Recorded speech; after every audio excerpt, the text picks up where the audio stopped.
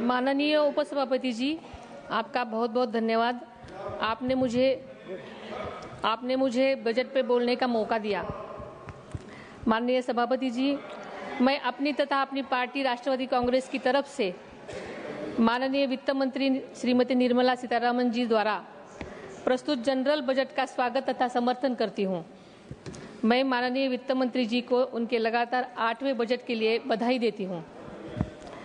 मैं इस बजट में किसानों, मजदूरों, व्यापारियों, उद्यमियों, महिलाओं, युवाओं, छात्राओं और आम आदमी पर ध्यान केंद्रित करने के लिए माननीय वित्त मंत्री जी की सराहना करती हूं तथा आशा करती हूं कि इस बजट की सभी को विकास के अवसर प्रदान करेगा। माननीय सभापति जी, उपसभापति जी और राज्यसभा के सम्मानित सदस्यगण, मैं आज आपके समक्ष जिम्मेदारी और विनम्रता की गहरी भावना के साथ खड़ी हूं, क्योंकि मैं इस प्रतिष्ठित सदन में अपना पहला भाषण दे रही हूं। मेरे लिए यह गर्व की बात है कि मैं आप सबके सामने अपनी बात रख रही हूं। माननीय सभापति जी, देश के प्रधानमंत्री माननीय श्री नरेंद्र मोदी जी की नेतृत्व में केंद्र में एनडीए सरकार ने पूरे विश्व को एहसास दिलाया है कि भारत एक शक्तिशाली देश है।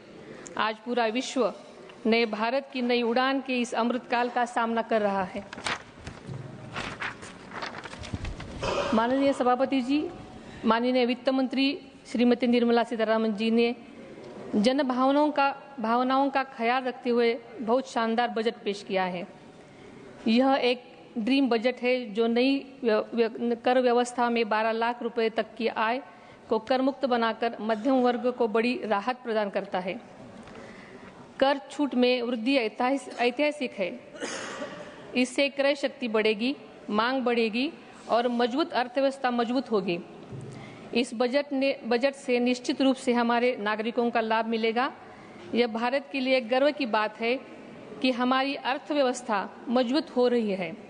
आज हम विश्व की 5वीं सबसे बड़ी अर्थव्यवस्था है और जल्द ही हम 3री सबसे बड़ी अर्थव्यवस्था बनने जाएंगे। माननीय सभापति जी, यह बजट हमारे बाजारों को ऊर्जा देगा, क्रय शक्ति बढ़ाएगा और रोजगार सृजन करेगा। विशेष रूप से एमएसएमई क्षेत्रों को लाभ पहुंचाएगा। माननीय सभापति जी, इस बजट में प्रधानमंत्री अनाज उत्पादन योजना के तहत 100 जिलों में कृषि उत्पादकता, भंडारण सुविधा, सिंचाई और ऋण सेवाओं को बढ़ाने पर विशेष ध्यान दिया गया है। इस पहल से महाराष्ट्र को बहुत लाभ मिलने की उम्मीद है। कपास और दालों के उत्पादन को बढ़ाने के संबंध में निर्णयों से भी राज्य को लाभ मिलेगा। किसान क्रेडिट कार्ड की सीमा बढ़ाकर 5 लाख रुपए करने के निर्णय का मैं स्वागत करती हूं। इससे निश्चित रूप से किसानों को लाभ होगा। मुझे उम्मीद है कि पुणे जिला भी इस 100 जिलों में शामिल किया जाएगा। माननीय सभापति जी, स्टार्टअप्स के लिए 20 करोड़ रुपए की ऋण सीमा के साथ यह बजट नए व्यवसायों के विकास को गति देगा और रोजगार के अवसर पैदा करेगा। माननीय सभापति जी, बुनियादी ढांचे के मुद्दे पर मैं नई नीति रूपरेखा और बुनियादी ढांचा परियोजना के लिए 50 वर्षीय ब्याज मुक्त ऋण योजना को जारी रखने का स्वागत करती हूँ। सार्वजनिक निजी भागीदारी पीपीपी परियोजनाएं निजी निवेश को आकर्षित करेगी और रोजगार सृजन बढ़ावा देगी। सभापति जी, यह बजट दीर्घकालिक आर्थिक विकास सुनिश्चित करता है, बुनियादी ढांचों को बढ़ावा देता है तथा कृषि स्टार्टअप्स और रोजगार सृजन के लिए महत्वपूर्ण सहायता प्रदान करता है। यह बजट निश्चित रूप से कई क्षेत्रों में महाराष्ट्र की प्रगति को मजबूत करेगा और मुझे उम्मीद है कि माननीय श्री देवेंद्र जी फडणवीस, माननीय श्री अजित पवार और श्री माननीय एकनाथ शिंदे जी के नेतृत्व में महाराष्ट्र देश की प्रगति में अग्रणी राज्य बनेगा। सभापति जी, इस बजट में 52 प्रमुख पर्यटन स्थलों को विकसित करने की नीति की भी घोषणा की गई है। ये पहल देश को वैश्विक आर्थिक महाशक्ति बनाने के लिए महत्वपूर्ण है।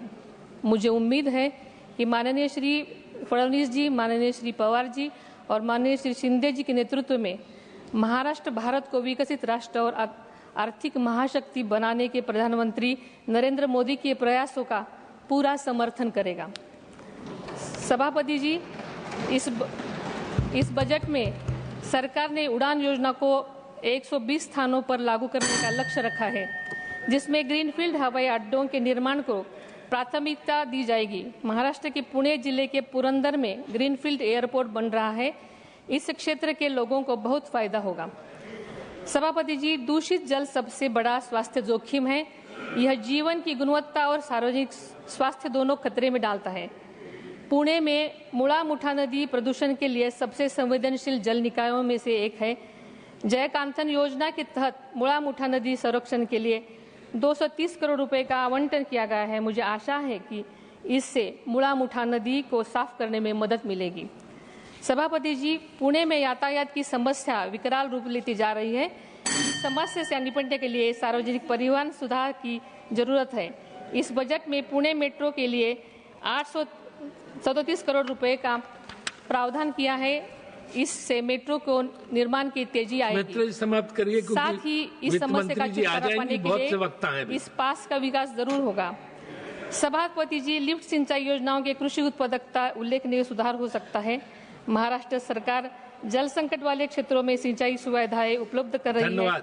इस बजट में महाराष्ट्र के लिए ऊर्जा संरक्षण और लिफ्ट सिंचाई परियोजनाओं के लिए 86.44 करोड़ रुपए का प्रावधान किया गया है। माननीय, मैं वित्त मंत्री से अनुरोध करना चाहती हूं कि इस राशि को बढ़ाया जाए ताकि कृषि सिंचाई में सुधार हो सके। सभापति जी, विकसित भारत के लिए निर्माण के लिए विकसित राज्यों का होना बहुत जरूरी है। धन्यवाद मैडम। महाराष्ट्र में पहले ग्रामीण क्षेत्रों में परिवहन सुविधाएं अपर्याप्त थी, लेकिन अब इसमें काफी प्रगति हुई है। महाराष्ट्र सरकार कई सड़क विकास योजनाएं चल रही है।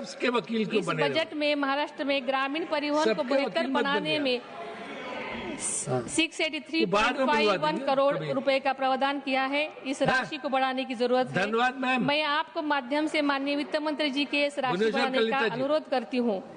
सभापति जी, मुझे विश्वास है कि केंद्र सरकार में विभिन्न बुनियादी ढांचे और विकास परियोजनाओं को चरणबद्ध तरीके से पूरा करने के लिए पूर्ण समर्थन प्रदान कर। D526 select.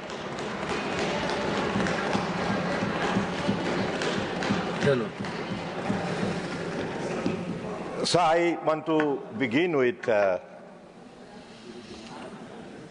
the comment passed by one of the senior most member in the opposition that this budget